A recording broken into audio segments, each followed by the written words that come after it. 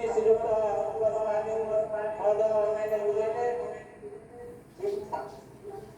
ପୁରୀରେ ଜରୁରୀ କାର୍ଯ୍ୟ ପଡ଼ିବାରୁ ସେ ଆସିକି ଢେଙ୍କାନାଳରୁ ଫେରିଗଲେ। ତେଣୁ ବର୍ତ୍ତମାନ ସେ ଅନଲାଇନରେ ଯୋଡ଼ି ହୋଇଛନ୍ତି। ଆମର ମାନବ ମନ୍ତ୍ରୀଙ୍କ ପାଖରେ ମୁଖ୍ୟ ଦାବି ତିନିଟା ରହିଛି, ସେ ବାବଦରେ ମନ୍ତ୍ରୀ ମହୋଦୟ କିଛି କହିବେ। ଆମର ମୁଖ୍ୟ ଦାବି ହେଲା 38% reservation in medical and technical education. ଆମ କେତେଗୁଡିର ଯୋଉ ବ୍ୟାକଲଗ ଭାକାନ୍ସି ଅଛି ସେଟା ଫିଲଅପ କରିବେ, ସ୍ପେଶାଲ ଡ୍ରାଇଭ ହିସାବରେ ଫିଲଅପ କରିବେ। ସେ ବାବଦରେ ମନ୍ତ୍ରୀ ମହୋଦୟ ମଧ୍ୟ କହିବେ। ତଥା ଆମର ଭାଇମାନେ ଦୀର୍ଘ ଦିନ ଧରି ପ୍ରମୋସନ ପାଇପାରୁନାହାନ୍ତି, ପଡ଼ିକି ରହିଛନ୍ତି। ଜୁନିୟର ପିଲା ପ୍ରମୋସନ ପାଇଯାଉଛନ୍ତି, ସେଥିରେ ଆମ ଭାଇମାନଙ୍କର ଅସନ୍ତୋଷ ବଢ଼ି ବଢ଼ି ଯାଉଛି। ସେ ବାବଦରେ ମଧ୍ୟ ମାନ୍ୟବର ମନ୍ତ୍ରୀ ମହୋଦୟ କହିବେ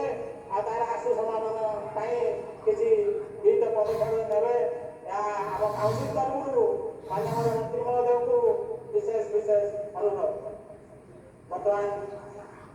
ଆମ ଗଣରେ ମାନ୍ୟମନ୍ତ୍ରୀ ଦେଖିବାକୁ ଚାହିଁବେ, ଆମ ଗଣରେ ଅଛନ୍ତି ରାଜ୍ୟସଭା ସାଂସଦ ଶ୍ରୀଯୁକ୍ତ ନିରଞ୍ଜନ ବିଶି ମହୋଦୟ, ବୀରମହାଦେବପୁର ବିଧାୟକ ଶ୍ରୀଯୁକ୍ତ ଜଗଦଲା ମହୋଦୟ, ଆମ ଗଣରେ ଅଛନ୍ତି ଆମର ନିହାରଞ୍ଜନ ମହାଦେବ ମାନବ ବିଧାୟକ। ତେଣୁ ମାନବର ମନ୍ତ୍ରୀଙ୍କୁ ବର୍ତ୍ତମାନ ଅନୁରୋଧ କରିବା ସେ ତାଙ୍କର ଅଭିଭାଷଣ ଆରମ୍ଭ କରିବେ। ସାର୍ ସମସ୍ତଙ୍କୁ ମୋର ନମସ୍କାର। ଆଜି all Odisha SC ST employee association ତରଫରୁ ଆୟୋଜିତ ଏହି ଭବ୍ୟ ସମାବେଶରେ ଉପସ୍ଥିତ ଥିବା ଆମର ମାନ୍ୟବର ସାଂସଦ ରାଜ୍ୟସଭା ନିରଞ୍ଜନ ବିଶି ମହାଶୟ, ମାନ୍ୟବର ବିଧାୟକ ମୋର ପରମ ବନ୍ଧୁ ଜଗଦଲା ଭାଇ, ମାନ୍ୟବର ବିଧାୟକ କଟାଦିରା ନିହାର ଭାଇ ମୋର ଭଲ ବନ୍ଧୁ, ତା ସହିତ ଏଠି ଆୟୋଜକ ମଣ୍ଡଳୀ ଏବଂ ଆପଣମାନଙ୍କର ଏଠି ଉପସ୍ଥିତ ଥିବା ସମସ୍ତ କାର୍ଯ୍ୟକର୍ତ୍ତା, ବିଶେଷ କରି ଅନନ୍ତ କିଶୋର ମାଝୀ ସେକ୍ରେଟାରୀ ଜେନେରାଲ ଓଡ଼ିଶା ଅନୁसूचित जाति जनजाति कर्मचारी कल्याण समन्वय परिषद, Ajay Kumar Marathi working president, S Giridhar general secretary employment, Ashok Kumar Behera general secretary culture, Anil Kumar Mallick general secretary finance तथा संत कवि भीमभोई मेडिकल कॉलेज रही ऑडिटोरियम रे उपस्थित थिबा मोर समस्त ओडिशा सरकार SC ST एम्प्लॉयी समस्त को मोर अनेक अनेक शुभेच्छा नमस्कार। गोटे विशेष कारणवशतः मु आपनମାନଙ୍କ सहित फिजिकली जॉइन करि पारली नाही। मु एक्चुअली आज सकाळु 6:05 रे वंदे भारत एक्सप्रेस रे मु बाहरी थिली एवं गोटे हठात पुरी रे जो अघटन घटला सेतिपाई मु तुरंत मान्यवर सीएम को ऑफिस रु फोन आसला एवं मु तुरंत ढेंकानाल रु बाय रोड भुवनेश्वर को बैक करि पहुंची छी एवं ଏବେ ଆମର ଗୋଟେ ଗୁରୁତ୍ୱପୂର୍ଣ୍ଣ ବୈଠକ ମଧ୍ୟ ଅଛି। ସେଥିପାଇଁ ମୁଁ ଟିକେ ଆପଣମାନଙ୍କ ସହିତ ଜଏନ୍ ହେଇପାରିଲେ ନାହିଁ, ସେଥିପାଇଁ ମୁଁ କ୍ଷମା ପ୍ରାର୍ଥନା କରୁଛି। ଏଇ ଯୋଉ ତିନିଟା ବିଷୟ ଉପରେ ମୋର ଟିକେ ବକ୍ତବ୍ୟ ରଖିବି ଏବଂ ତୁରନ୍ତ ମୁଁ ପୁଣି ଏବେ ପୁରୀ ପାଇଁ ବାହାରିବାର ଅଛି।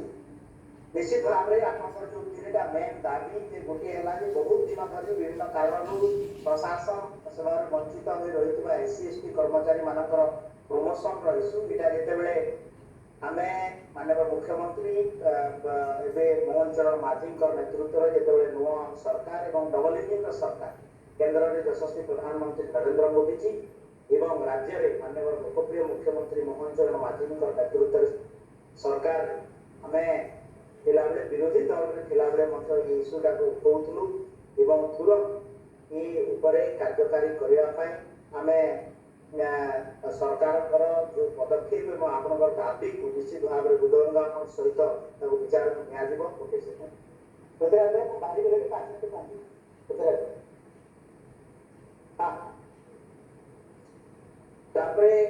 द्वितीय कथाटी है जो SC ST बैकलॉग वैकेंसी जोटा अच्छी निजुक्ति प्रक्रिया आम पूरण करने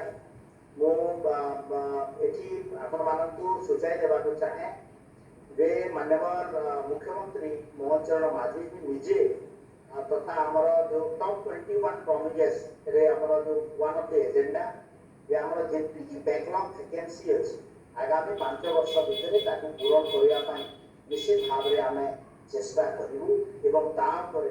ଆମର माननीय दुई जन विधायक अछंती जसला भाई भी अछंती हमर निहार भाई भी अछंती निश्चित भाव रे ऊपर ताक सहित आउ थरे आमे पखानुपुंख आलोचना करा दिबो एवं ଆମର ସମନ୍ୱୟ କମିଟି SC/ST कर्मचारी संघ सहित ମଧ୍ୟ ଆଲୋଚନା କରାଯିବ। द्वितीय कथाटी है जे मेडिकल इंजीनियरिंग एवं समस्त वैषयिक क्षेत्र में अनुसूचित जाति एवं जनजाति छात्र छात्री मानकर उचित संवैधानिक संरक्षण व्यवस्था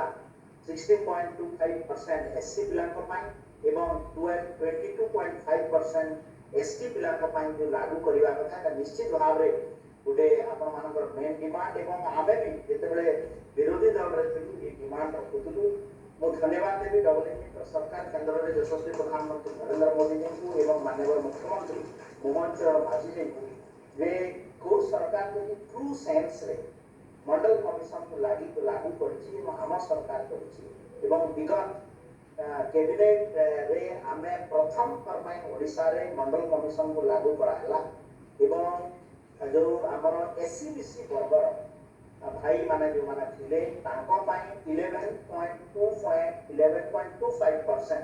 वर्टिकल रिजर्वेशन जोटा एजुकेशनल इंस्टीट्यूशन रे बा कथा अभी पर्यंत सेटा ही नथिला एवं हम सरकार सकारात्मक भाव रे यहा को लागू करछथि एवं अभी गोटे छोटे एग्जांपल दे देबी जो इशू आपण माने देखछथि जे विगत दिन रे जो सरकार मेडिकल एजुकेशन और टेक्निकल एजुकेशन रे जो SC पिलांकर पाई 17.25 एवं ST पिलांकर पाई 22.5% लागू न करिबा जो सबुठ बेसी यदि के क्षतिग्रस्त होची सेटा होची स्वास्थ्य क्षेत्र रे आज हम तार प्रॉब्लम फेस को आमे विगत दिन रे हम देखिथिले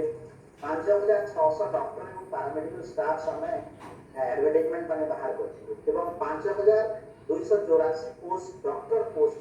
से बैकलॉग वैकेंसी खाली SC/ST मेडिकल पिलांकर अछि 3500 ऊपर पाखापाखि 4000 एथिरे निकटाला दृश्य या है जे आमे मेडिकल एजुकेशन क्षेत्र रे SC पिलांकर पई 8% आउ ST पिलांकर पई 12% 20% पर चाकरी क्षेत्र रे ताको पई रखा है संरक्षण व्यवस्था 48% तो आपण जे पढ़िबा पई सुजोग SC/ST पिलांको देना चाकरी क्षेत्र में जदि आपण देबे 39% रिजर्वेशन तो केमिति फिलअप हो इटा को हिसाब रे नियम परिछन मो जानि पारना तो इटा सबुठ व्यथित करिछि हम सरकार को एवं आपनकर जो डिमांड जे मेडिकल एजुकेशन एवं टेक्निकल एजुकेशन रे हमको रिजर्वेशन SC/ST पिलांको एजुकेशन क्षेत्र रे देबाटा इटा निश्चित भाव रे जेन्युइन डिमांड एवं हम सरकार भारतीय जनता पार्टी सरकार डबल इंजिन सरकार निश्चित भाव रे आपको सकारात्मक हिसाब रे नउछि एवं बहुत शीघ्र आ ऊपर मध्य डिसीजन ले आइबो मो आ विशेष समय नउ नाही मो टिके आउ ते व्यस्तता भितर मीटिंग पय आपण पय जोगिति सेम ऑफिस रो आसिस्टेंट फोन मो टिके बाहरिबी तो मो अनुरोध रखिबी आपण मानकर बेस्ट विशेष ए दिन रे जो आलोचना हबो आ ऊपर तर्क वितर्क हेबो एवं आमे मध्य आपण को अपेक्षा करिछु आपनकर एसोसिएशन तरफ रो आमे देखा हवा भुवनेश्वर रे एवं सकारात्मक भाव रे ई सब विषय ऊपर आलोचना कराइबो धन्यवाद समस्त को नमस्कार जोहार धन्यवाद।